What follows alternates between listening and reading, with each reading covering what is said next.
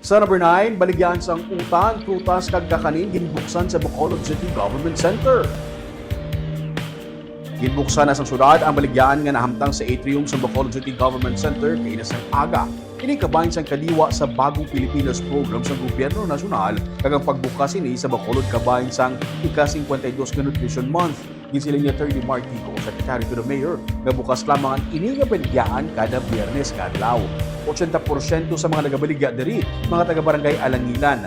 Bukod medyo layo ang kinahalinan kada Biyernes, ang refrigerator van sa syudad ang magakarga sang tanan nga mga baligya pakadto sa BCGC kag pabalik sa ilang lugar. Suno kay ko, ini ang bulig naman sa syudad sa ila. Wala sang balayran ang vendors sa mga baligyaan sa sulod sa BCGC.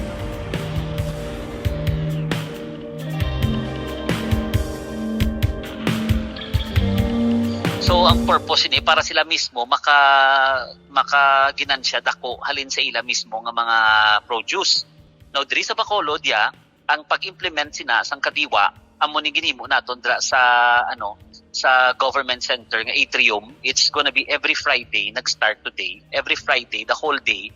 Mga farmers, local farmers ni sila halin sa Alangilan, sa Kabuk, kag may mga fisher folks man nga gin-identify nga para dra sila makabaligya sa aton nga government center every Friday.